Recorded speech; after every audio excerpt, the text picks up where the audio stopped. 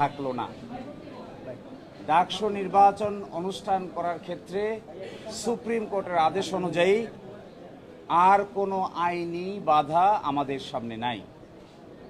আগামী 9 সেপ্টেম্বর ডাকসু নির্বাচন free, fair এবং ইম্পার্শিয়াল ওয়েতে ঢাকা বিশ্ববিদ্যালয় কর্তৃপক্ষ ডাকসু নির্বাচন অনুষ্ঠিত করবে ইনশাআল্লাহ।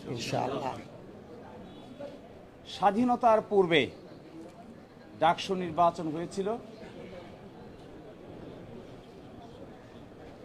1924-25 সাল থেকে 71 সাল পর্যন্ত ডাকসু নির্বাচন হয়েছে 37 বার।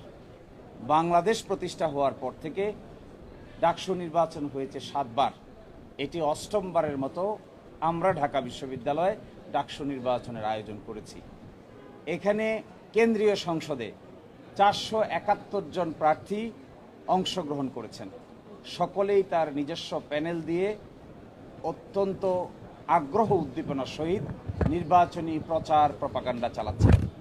ঢাকা বিশ্ববিদ্যালয় এই ক্ষেত্রে এই নির্বাচনের পরিবেশ তৈরি করতে এবং শেষ পর্যন্ত নির্বাচন অনুষ্ঠান করে ছাত্রদের ভোট অনুযায়ী যে যাকে ইচ্ছা তাকে প্রার্থী নির্ধারণ করে ভোট দিবে, এই ব্যাপারে ঢাকা বিশ্ববিদ্যালয় বদ্ধপরিকর।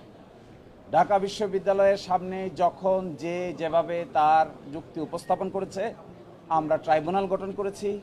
ট্রাইব্যুনালের পরে প্রেসিডেন্টের কাছে যারা আপিল করেছে, প্রেসিডেন্টের আপিল নিষ্পত্তি করেছি।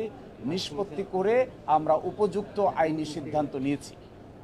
ঢাকা বিশ্ববিদ্যালয়ের কাছে কোনো দরখাস্ত না করে যে রিট পিটিশনকারী সরাসরি হাইকোর্টে রিট পিটিশন করেছিলেন, আমরা আর্গুমেন্টে বলেছিলাম যে তার রিট আবেদন মোটেও চলনসই কোনো আবেদন নয়।